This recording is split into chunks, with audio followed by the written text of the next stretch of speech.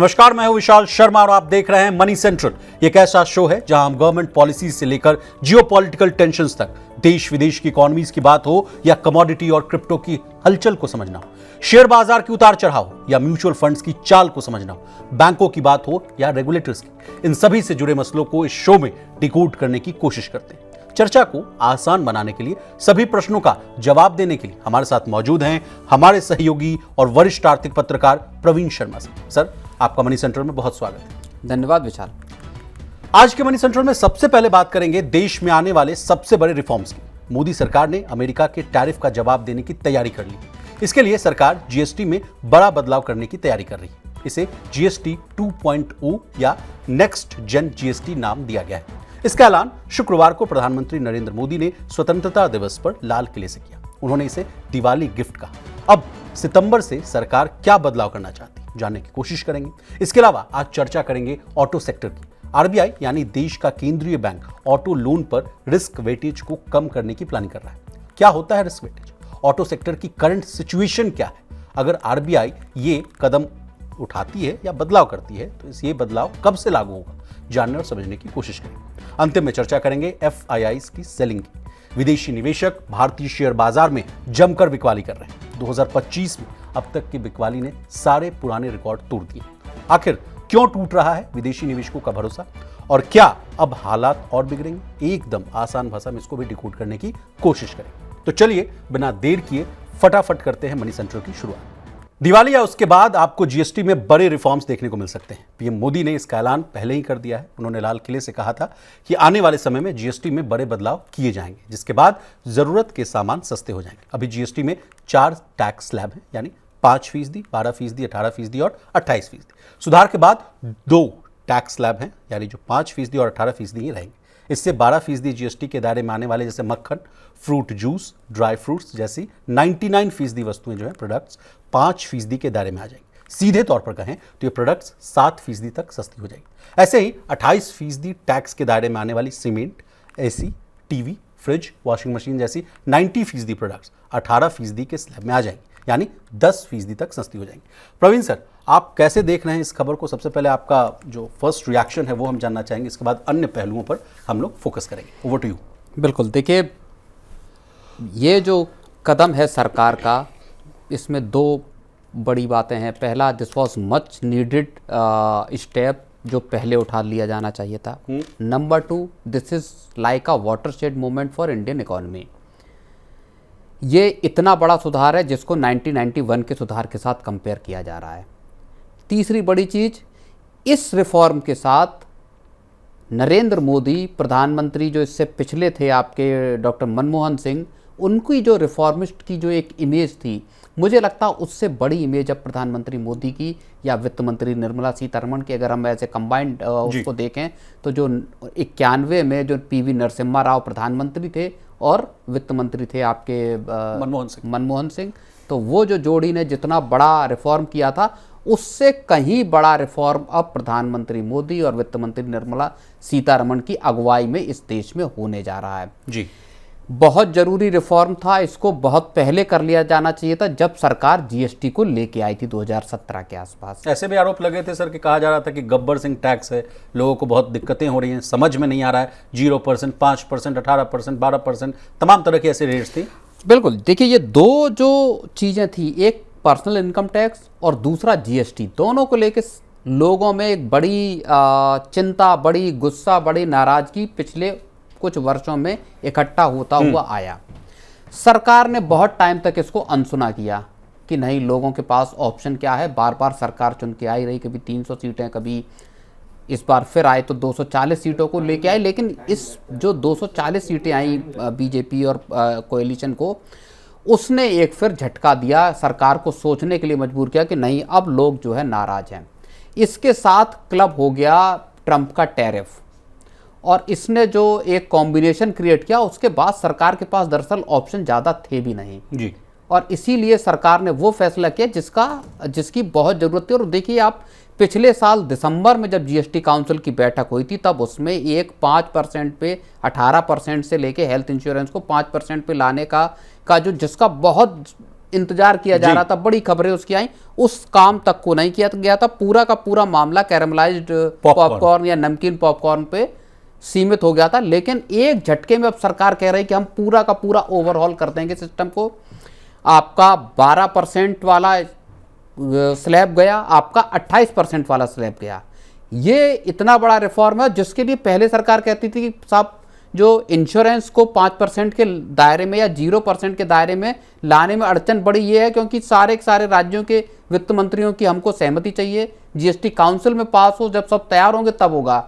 अब 2 स्लैब गायब कर दिए जाएंगे और सारे क्या राज्य तैयार हैं, ये एक बड़ी चीज है विशाल। मेरे पास कुछ आंकड़े हैं सर, उसके बाद चर्चा को आगे लिए चलेंगे। देखिए 67% रेवेन्यू जो है 18% जीएसटी स्लैब से आता है। पिछले अगर 8 साल के दौरान अगर देखा जाए कि जीएसटी से अगर कुल कलेक्शन की मैं आंकड़े बता रहा हूं आपको सर, तो 67% रेवेन्यू जो है 18% स्लैब से आ रहा है। 28% जीएसटी स्लैब का कॉन्ट्रीब्यूशन जो है वो 11% रहा है और 5% जो जीएसटी स्लैब है उसने कुल जीएसटी कलेक्शन में 7% का योगदान दिया है। सबसे कम योगदान जो है कहा जा रहा है कि 12% जीएसटी स्लैब का रहा, जिसकी हिस्सेदारी जो है कुल जीएसटी कलेक्शन में सबसे कम यानी 5% तक रही। सबसे बड़ी चुनौती की आप बात कर रहे थे सर कि स्टेट्स, राज्य जो हैं मानेंगे या नहीं मानेंगे, तो इस पर आप से हम समझना चाहेंगे कि क्या हो सकता है क्या नहीं। हालांकि मोदी साहब ने कहा है कि केंद्र को भरोसा है कि गैर भाजपा राज्य जो हैं इस प्रस्ताव का विरोध नहीं करेंगे, लेकिन आपको भी पता है कि it's a very big challenge.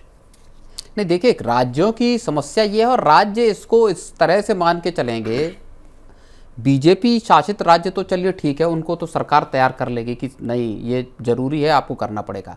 गैर बीजेपी शासित जो राज्य हैं जहां कांग्रेस की सरकारें हैं, डीएमके की सरकार है, मान लीजिए तमिलनाडु में, पश्चिम बंगाल में तृणमूल कांग्रेस की सरकार है, हेमंत सोरेन की सरकार है आपकी झारखंड में, तो जो अलग अलग राज्य हैं, या मान लीजिए उमर अब्दुल्ला की सरकार है जम्मू कश्मीर में, तो जो अलग अलग राज्यों, पंजाब में आपकी सरकार है, तो जो अलग अलग राज्यों की सरकारें हैं उनको किस तरह से सरकार राजी कर पाई क्या। और देखिए उसमें एक चीज़ और है, जो जीएसटी का कंपनसेशन है, क्या सरकार के पास इस बात का सरकार ने कोई आंकड़ा बिठाया, और मुझे लगता है कि इस तरह के आकलन सरकार ने किए होंगे, किए भी जाने चाहिए, कि जो जीएसटी का शॉर्टफॉल आएगा नंबर 1 उसकी भरपाई कैसे होगी। नहीं, कई फाइनेंशियल जो कमीशन जो बैठे हैं सर 14वीं 15वीं की जो मैं बात कर रहा हूँ, उसमें ये मुद्दा जो है बहुत प्रमुखता से रहता था कि जो डिवॉल्यूशन ऑफ दिस टैक्स स्ट्रक्चर, मान लीजिए आप टैक्स कलेक्ट कर रहे हैं, उसका कैसे अगर नीचे तबके में जो पिरामिड में नीचे जाएगा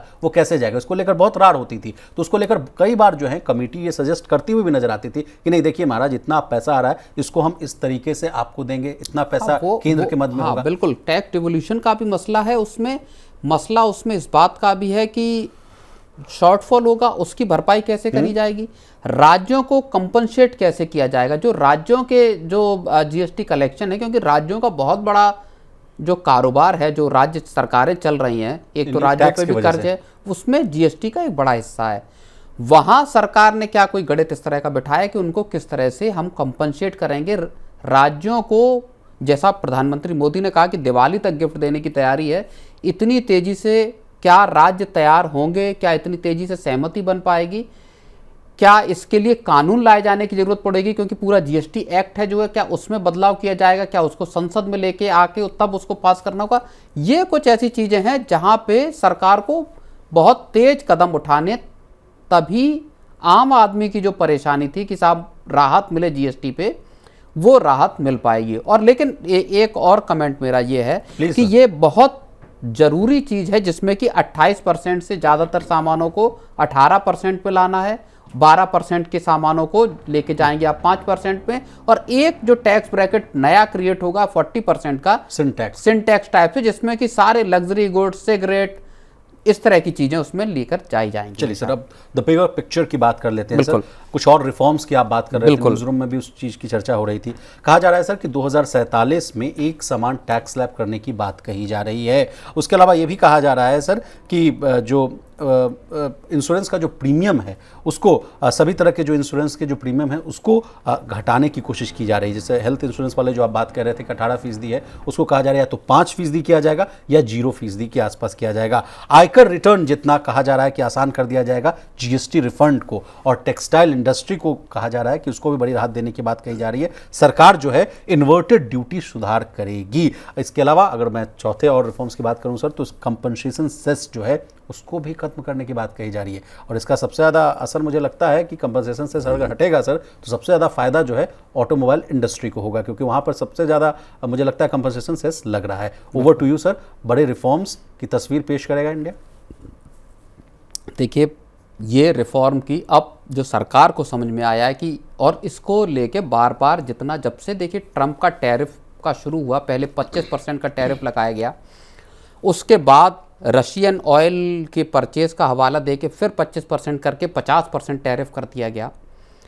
और तब से जो ज़्यादातर इकोनॉमिस्ट और जानकार हैं वो ये कह रहे थे कि देखिए, अमेरिका के जो टैरिफ का जो पूरा चक्कर है, इससे भारत सरकार के पास निपटने का केवल एक तरीका है, वो है आपको देश में रिफॉर्म करने होंगे। जो गाड़ी एक लटकती हुई दिखाई दी जीएसटी के बाद, हमने कोई बहुत बड़ा रिफॉर्म होते हुए देखा नहीं। जीएसटी एक 18 में मान लीजिए आया, तो उसका सबसे मतलब जो अगर कहें रिफॉर्म, वो वही था जी।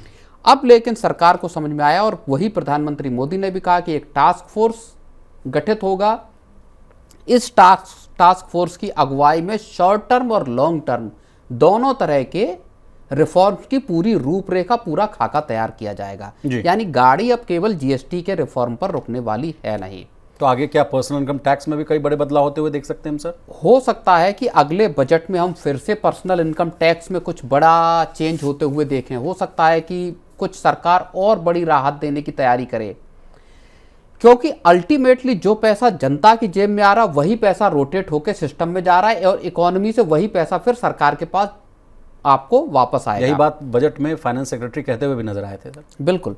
अच्छा, दूसरी चीज, अब जो अमेरिका का टैरिफ है, मान लीजिए ट्रंप वापस भी ले लें, 25% का टैरिफ हो, 25% या 20% या 10% का टैरिफ आप पे लगे, इसके बावजूद सरकार अब चाहती है कि स्लो डाउन जो पिछले साल देखिए टैरिफ नहीं थे, स्टिल हमने ये देखा कि Q3 का जो ग्रोथ का नंबर था वो बहुत खराब था जी। तो Q3 कह रहा हूँ, Q2 का, सॉरी, सितंबर तिमाही का, उस 5.4% का जो 7 तिमाही को सबसे निचले स्तर पर था। बिल्कुल। अब सरकार ये चाहती है कि किसी भी तरह का जो स्लो डाउन है उसको पहले ही उसको रोका जाए, भांप लिया जाए, पहले ही उसको रोकने की कोशिश की जाए। और इसीलिए सरकार ने अपने पूरा फुल थ्रॉटल में, अब सरकार उसको रोकने के लिए अपने सारे जितने आर्म्स है सरकार के, सारी मिनिस्ट्रीज से मांगा गया है ब्यौरा कि आप बताइए आप क्या चाहते हैं, कहाँ सुधार किए जाएं। ये सारे मिनिस्ट्रीज की विश लिस्ट को टास्क फोर्स को दिया जाएगा, वहां से फिर शॉर्ट टर्म रिफॉर्म निकलेंगे और लॉन्ग टर्म रिफॉर्म निकलेंगे।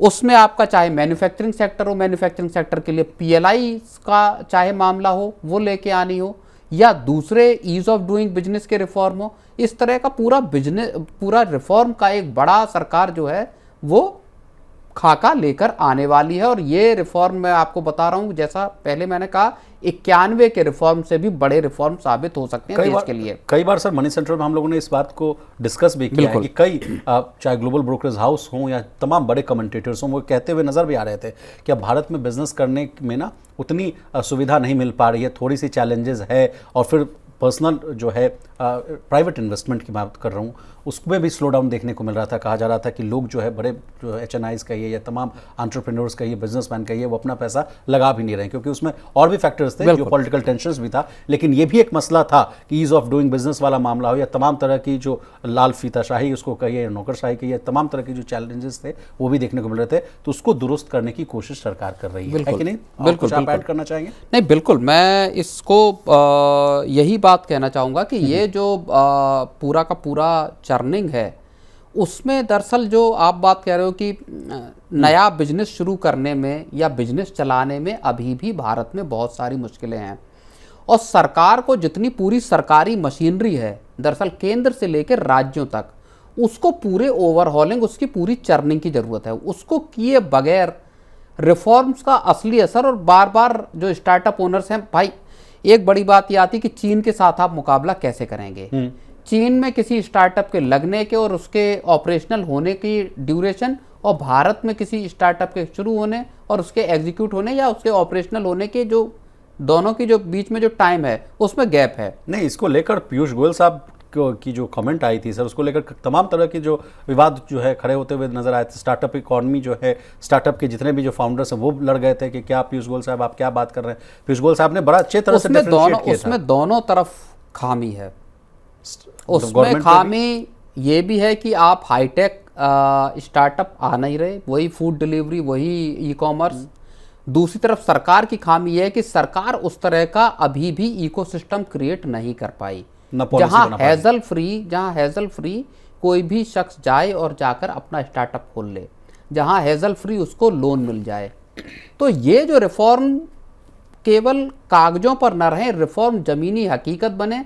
सरकारी मशीनरी जो है दरअसल उसको भी गियर अप करने, हालांकि पिछले 10 साल में बहुत चेंज हुआ है, इसके बावजूद अभी भी जो ढुलमुल रवैया है अधिकारियों का वो सब बदलने की ज़रूरत है और उस पर लार्ज स्केल पे सरकार को काम करने की ज़रूरत है। विशाल, चलिए सर आगे बढ़ते हैं। प्रवीण सर, जीएसटी में बड़े रिफॉर्म्स के ऐलान के साथ ही अब ये सवाल भी उठ रहा है कि क्या पेट्रोल और डीजल भी जीएसटी के दायरे में आएंगे? अगर आया तो किस स्लैब में इसे रखा जाएगा? हालांकि बिजनेस टुडे की रिपोर्ट के अनुसार एक अधिकारी ने साफ किया कि पेट्रोलियम प्रोडक्ट्स को जीएसटी के दायरे में लाने में अभी समय लगेगा। आपका इस पर क्या कहना है सर? सबसे बड़ा सवाल यही उठता है जब भी जीएसटी रिफॉर्म्स की बात होती है कि हालांकि उसमें एक दो एक्सेप्शंस हैं, एक सोना चांदी वाला कमोडिटी वाला है और एक पेट्रोल डीजल वाला है, लेकिन सबसे ज़्यादा मार पड़ती हुई दिखती है पेट्रोल डीजल पर। कहा जाता है कि इसकी अगर असलियत कीमत अगर जाने तो वो 45 से 50 रुपये के आसपास है, जिसको हम लोग 100 या 110 रुपये के आसपास पे कर रहे हैं। तो जीएसटी में अगर रिफॉर्म्स हो तो क्या ये चीज़ आएगा सर इस जद में? नहीं, देखिए आ सकता है। और ये जो कहा जा रहा है अब 2 जीएसटी काउंसिल की बैठक होंगी, जो नेक्स्ट बैठक होगी जीएसटी काउंसिल की, उसमें पेट्रोल डीजल का मसला नहीं आएगा उसमें कंसिडरेशन में, विचार के लिए, जो जैसी खबरें आ रही हैं। इसके बाद जो जीएसटी काउंसिल की बैठक होगी उसमें पेट्रोल डीजल को जीएसटी में लाने के मसले पर विचार विमर्श किया जाएगा। अब बात आई क्या लाया जा सकता है या नहीं लाया जा सकता है। बिल्कुल लाया जा सकता है, अगर सरकार चाहेगी तो ला सकती है। अगर स्लैब पूरे के पूरे हटाए जा सकते हैं और उसकी जगह उनको जो उन स्लैब्स में जो सामान है उनको दूसरे स्लैब्स में लाया जा सकता है भाई 5, और अगर आप 28% का स्लैब पूरी तरह अबॉलिश कर रहे हैं जी, तो ये भी किया जा सकता है कि पेट्रोल और डीजल को जीएसटी में लाया जाए। अब सवाल ये उठता है कि किस टैक्स ब्रैकेट में डाला जाएगा। क्या 40% के में डाला जाएगा जो लग्जरी है, या 18% के में डाला जाएगा?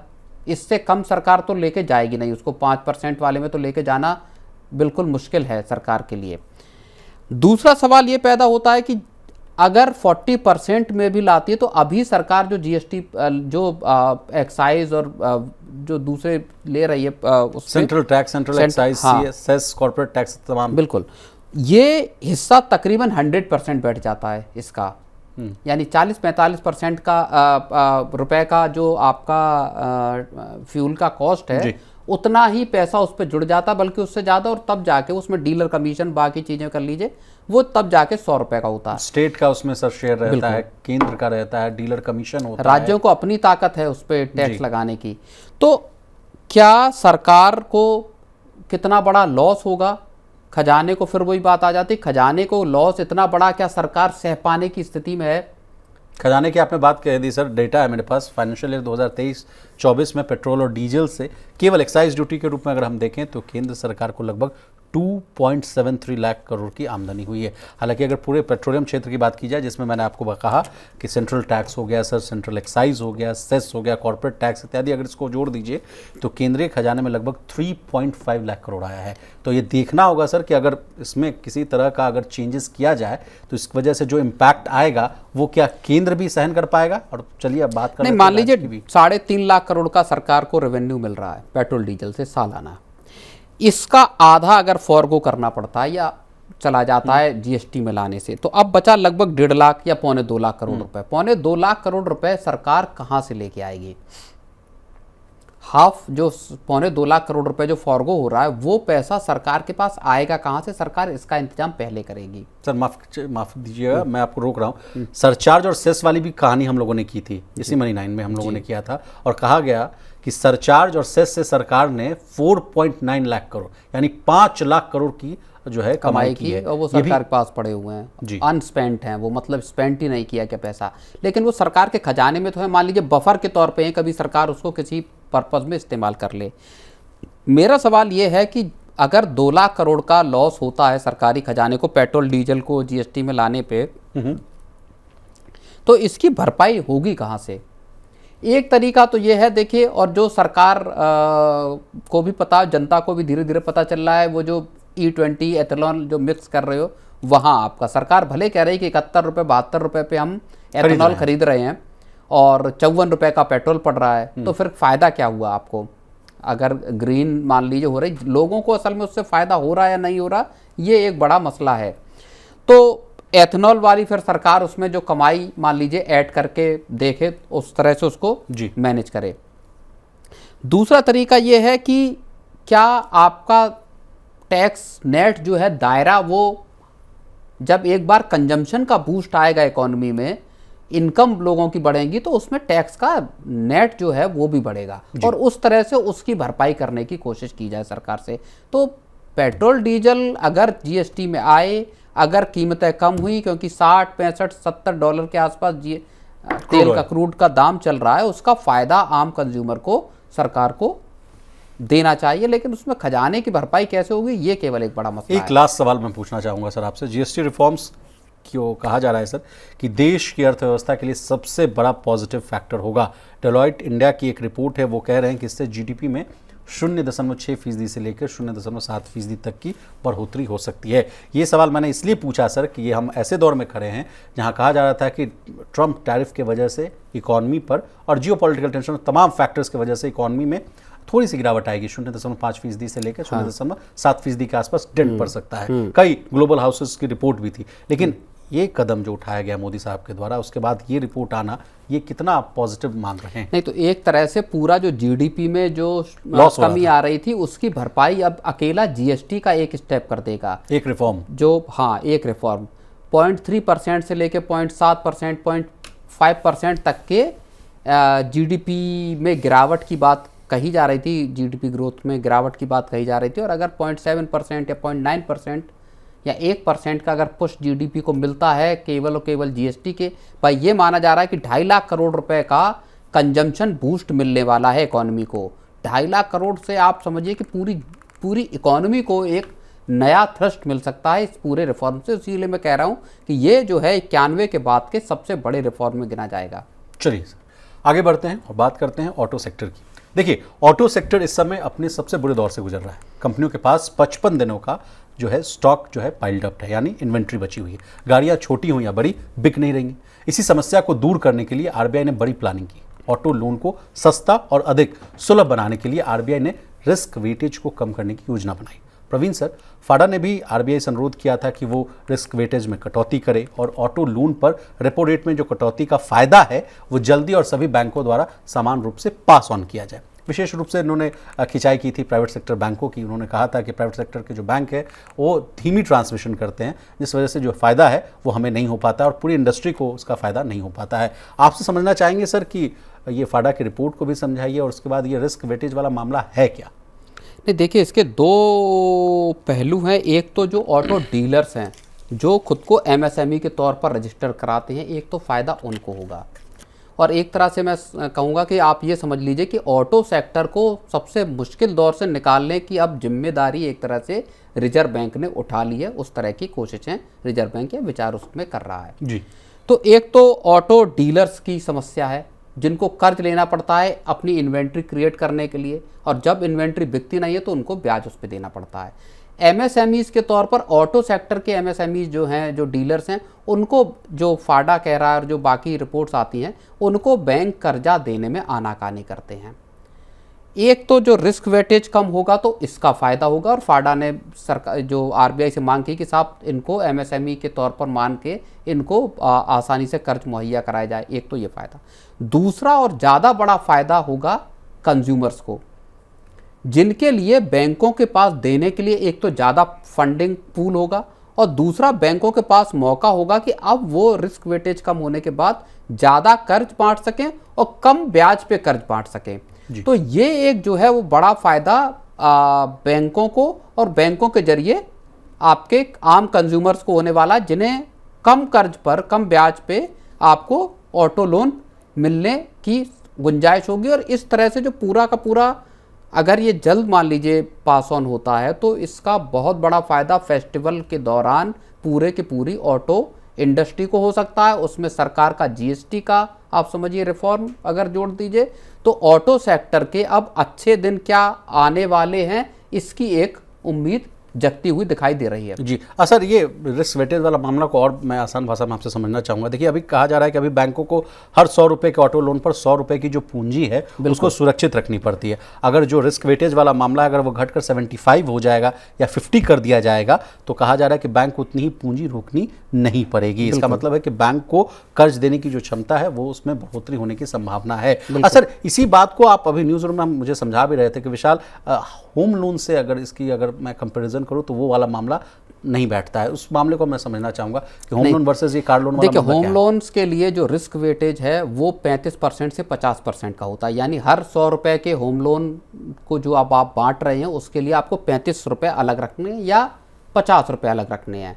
इनके लिए हर 100 रुपए की अगर एक कार लोन दे रहे हैं तो आपको 100 रुपए अलग रखने हैं, ताकि अगर वो लोन डिफॉल्ट होता तो आप 100 रुपए से उसकी प्रोविजनिंग कर सकें, बैंक के पास पर्याप्त कैपिटल रहे।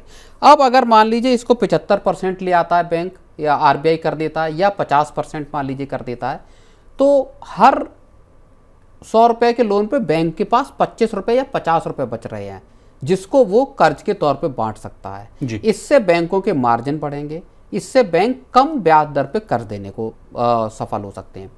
दूसरी बात, जो रिस्क फैक्टर है वो रिस्क फैक्टर होम लोन और ऑटो लोन के बीच में बस फर्क इतना है कि जब आप होम लोन लेते हैं तो होम मतलब घर या प्रॉपर्टी एक एप्रिशिएटिंग एसेट है जिसकी कीमतें बढ़ती हैं, तो बैंकों के पास उसमें रिस्क कम हो जाता है, क्योंकि कल को अगर जिस बंदे ने होम लोन लिया और उसको नहीं चुका पाया तो आप उसके घर को बेचेंगे तो आप बैंक का पूरा कर्ज रिकवर हो जाएगा, प्लस आपको जो ब्याज मिल गया या प्रिंसिपल मिल गया वो अलग है। कार के साथ ये मामला नहीं है। कार एक डेप्रिशिएटिंग एसेट है, उसकी वक्त के साथ कीमत घटती है, आधी रह जाए चौथाई रह जाए तो उसमें बैंकों को लॉस होने के आसार होते हैं। इसीलिए इसमें पूरा 100% का जो रिस्क वेटेज है वो रखा जाता है। एक लास्ट सवाल सर, कस्टमर्स के लिए क्या फ़ायदेमंद है? क्या ईएमआई कम हो सकती है सर? पहला सवाल तो यही आता है माइंड में। नहीं, बिल्कुल ईएमआई जाहिर तौर पे बैंक अगर देखिए 100 बीपीएस की कटौती हुई इस साल अब तक रेपो रेट में, इसके होम लोन वालों को तो फायदा हुआ, लेकिन कार लोन लेने वालों को उस लेवल का ट्रांसमिशन नहीं हुआ। वही बात तो फाड़ा कह भी रहा है सर कि प्राइवेट अगर बैंकों की बात की जाए तो सरकारी बैंक फिर भी दे रहे हैं, प्राइवेट बैंक तो उसको भी देने में आनाकानी कर रहे हैं। प्राइवेट बैंक चाह रहे हैं कि ये जो आरबीआई ने रेट कट किया है इसका ये मौका है उनके लिए अपने मार्जिन को स्प्रेड करने का, मार्जिन बढ़ाने का। जो नेट इंटरेस्ट इनकम है या नेट इंटरेस्ट मार्जिन है एनआईए में, उसको बैंक बढ़ाना चाहते हैं प्राइवेट बैंक। सरकारी बैंक पूरा फायदा देने की कोशिश कर रहे हैं, चाहे ऑटो लोन हो चाहे होम लोन हो। लेकिन सर कुछ चुनौतियों पर भी बात कर लेते हैं। कहा जा रहा है कि इससे बैंक के एनपीएस भी बढ़ सकते हैं, अगर ज़्यादा कर्ज बांटने लगे तो भविष्य में डिफॉल्ट होने का भी खतरा हो सकता है। तो क्या इस एंगल को भी आप डिकोड करेंगे? असेट क्वालिटी या जो अब बैंकों के जो कर्ज बांटने के जो पूरा सिस्टम है वो पिछले जो 8-10 साल पहले था उससे बहुत ज़्यादा उसमें बदलाव दिखाई दे रहा है। बहुत कम ऐसा है जहाँ पे कि कम जो योग्य लोग हैं उनको कर्ज बांटे गए हों। तो अब असेट क्वालिटी को लेके बैंक खुद ही बहुत ज़्यादा सजग हैं और बार बार आपके साथ अगर आपकी एक ईएमआई मिस होती है तो बैंक उसके तुरंत बाद आपको कॉल करना शुरू कर देते हैं। तो अब बैंकों पे सरकार का प्रेशर बहुत ज़्यादा है, खासतौर पे अगर मैं सरकारी बैंकों की बात करूं तो जी। या अगर आप अभी देख लीजिए इंडसइंड बैंक का मामला, आरबीआई सरकार सब एक्शन में थे उस मामले में, जिसमें एफ&ओ डेरिवेटिव ट्रेड किए गए और उसमें लॉस की बात आई। चलिए सर आगे बढ़ते हैं। विदेशी निवेशक भारतीय शेयर बाजार में जमकर बिकवाली कर रहे हैं। 2025 से अब तक की बात की जाए तो बिकवाली ने सारे पुराने रिकॉर्ड को तोड़ दिया। गौर करने वाली बात यह है कि साल के 4 महीने अभी भी बाकी हैं। NSDL के आंकड़ों के अनुसार इस साल विदेशी संस्थागत निवेशकों ने सेकेंडरी मार्केट से 1.5 लाख करोड़ रुपए से ज्यादा की बिकवाली की। एक्सपर्ट्स का कहना है कि कंपनियों की कमजोर आय, महंगे शेयर के वैल्यूएशन, ग्लोबल अनसर्टेनिटीज और विदेशी बाजारों में बेहतर अपॉर्चुनिटीज इस बिकवाली की मुख्य वजह है। अमेरिका, चीन और यूरोप जैसे बाजार सस्ते वैल्यूएशन और बेहतर प्रदर्शन की वजह से निवेशकों को अट्रैक्ट कर रहे हैं। प्रवीण सर, क्या आने वाले समय में अब हालात जो हैं सर, क्या और बिगड़ने वाले हैं क्या? नहीं, हालात देखिए बिगड़ने के कम आसार लग रहे हैं। भारत के तो मार्केट को लेके अब ज़्यादा बुलिश ट्रेंड दिखाई ज़्यादा दे रहे हैं। खासतौर पे जैसे अब क्रिस वुड की एक बड़ी जो उनका एक रिपोर्ट आई है, उन्होंने ये कहा है कि ट्रंप के टैरिफ अस्थायी हैं भारत को लेकर। 2-3 मोटी मोटी बातें जो क्रिस वुड ने कही हैं, ट्रंप के टैरिफ अस्थायी हैं, वो किसी भी वक्त पाला बदल सकते हैं, भारत को फिर से रियायतें दे सकते हैं टैरिफ के मोर्चे पे। दूसरी बड़ी बात उन्होंने ये कही कि भारत के बाजार इस वक्त बेचने वाला बाजार नहीं है, भारत का बाजार इस वक्त खरीदने का बाजार है। यानी भारत को इस वक्त खरीदा जाना चाहिए, भारत के मार्केट में लोगों को पैसा लगाना चाहिए। ऐसी ही और अब उसको क्लब कर लीजिए आप जीएसटी के जो रिफॉर्म आए हैं इसके साथ। मॉर्गन स्टैनली और जो दूसरी ब्रोकरेज फर्म हैं, उनका कहना है कि इससे भारतीय इकोनॉमी को 2.5 लाख करोड़ का कंजम्पशन बूस्ट मिलेगा। कंजम्पशन से जुड़े यानी एफएमसीजी से जुड़े, वाइट गुड्स से जुड़े जिस तरह के जो ब्रांड्स हैं, कंपनियां हैं, उनको बड़ा फ़ायदा होने वाला है इससे। दूसरा, ऑटो सेक्टर की कंपनियों को इससे बड़ा फ़ायदा मिलने वाला है। तो भारत की इकॉनमी, और पहले से ही देखिए 6.5% या 6.25% या पीछे 7% और उससे भी ऊपर की ग्रोथ जिस इकॉनमी ने की, वो अभी भी दुनिया की सबसे तेज़ी से बढ़ने वाली इकॉनमी है। और ऐसे में इंडियन मार्केट्स में भले अभी एफआईआई निकासी कर रहे हैं, लेकिन हो सकता है अब जो पूरा जो जीएसटी का एक बड़ा रिफॉर्म सरकार कर रही है, हो सकता है इसके बाद कंपनियों के मार्जिन्स, कंपनियों के नंबर्स को भी एक बड़ा फ़ायदा हो और फिर एफआईआई या विदेशी निवेशक फिर से एक बार भारत के बाजार को लेके, और यही असर आज मार्केट में दिखाई भी दिया, जहाँ पे कि सुबह की शुरुआत हुई थी तो 1000 पॉइंट से ज़्यादा सेंसेक्स में तेजी थी। अभी भी 1% की मजबूती के साथ 24,876 के पास बंद हुआ है निफ्टी सर। 245 अंकों की तेजी है। लेकिन सर, क्रिस वुड की अगर बात को मैं डिकोड करूं तो वो कह रहे हैं कि अस्थायी है जो टैरिफ वाला मामला। आपसे समझना चाहेंगे कि ट्रंप क्या और कर सकते हैं सर भारत के परिप्रेक्ष्य में? क्या जो पॉज है, जिस तरह से चीन पर लगाया गया है 90 दिन का पॉज, क्या वो भारत पे लग सकता है, या जिस तरह से आप कह रहे हैं कि एकदम से हट भी सकता है? नहीं, देखिए अभी ट्रंप एडमिनिस्ट्रेशन की मैं पूरे की बात करूंगा, अकेले ट्रंप की बात नहीं कर रहा। अभी भी ट्रंप एडमिनिस्ट्रेशन का जो रवैया है वो भारत को लेके अभी नेगेटिव बना हुआ है। एक बात जो 25 तारीख से एक जो पूरी ट्रेड नेगोशिएटर्स की टीम इंडिया आने वाली थी, वो दौरा रद्द हो गया है। अब कहा जा रहा है कि वो बाद में टीम आएगी। ये भी एक नेगेटिव संकेत है। पूरी जो बातचीत चल रही है, नेगोशिएशन चल रहा है, उसको लेके कि पूरा दौरा ही रद्द हो गया। तीसरी बड़ी चीज़ जिसका इंतजार भारत भी कर रहा था और भारत के विदेश मंत्रालय की तरफ से उसको लेके प्रतिक्रिया भी आई और सरकार भी उसको देख रही थी कि क्या जो ट्रंप और पुतिन की अलास्का में जो मीटिंग हुई है उसका क्या कोई पॉजिटिव नतीजा निकलेगा। लेकिन वहाँ भी तो बैठक लगता है, मुझे लगता है बेनतीजा ही वहाँ बैठक बेनतीजा हुई, लेकिन उसमें फिर भी कुछ पॉजिटिव चीज़ें उसको देखी जा सकती हैं। मसलन ये कि अगली बैठक फिर हो सकती है ट्रंप और पुतिन के बीच। एक बैठक व्हाइट हाउस में होनी है ट्रंप और जेलेंस्की के साथ यूरोपियन यूनियन के कई बड़े लीडर्स जा रहे हैं उनके साथ। वहाँ पे बैठ के और क्या चीज़ें निकल के आती हैं, इस पूरे जो पूरी जंग है, हो सकता है अगले कुछ दिनों में इसमें कुछ प्रोग्रेस होती हुई दिखाई दे और हो सकता है कि जंग रुक जाए। अगर जंग रुकी तो रूस से सैंक्शंस भी कम हो सकते हैं या हट सकते हैं। अगर वो सैंक्शंस हटे तो भारत को जो रशियन ऑयल को लेके जो अमेरिका बार बार प्रेशर बना रहा है, हो सकता है उनको भी रिवोक कर दिया जाए और फिर वो 25% के टैरिफ भी रिवोक हो जाए। तो अभी मैं ये मान के चल रहा हूँ कि भले भारत और अमेरिका के संबंध अभी एक बुरे दौर में जाते हुए दिखाई दे रहे हैं, लेकिन इसमें अभी भी रिकवरी की गुंजाइश है। विशाल, चलिए प्रवीण सर, आपका बहुत शुक्रिया, आपने कीमती समय निकाला, तमाम विषय को बहुत ही आसान भाषा में विस्तार से समझाने की कोशिश की। तो आज के मनी सेंट्रल में बस इतना ही। इसी तरह देश, दुनिया और बिजनेस जगत से जुड़ी तमाम ताजा तरीन खबरों के लिए बने रहिए हमारे साथ और देखते रहिए मनी 9।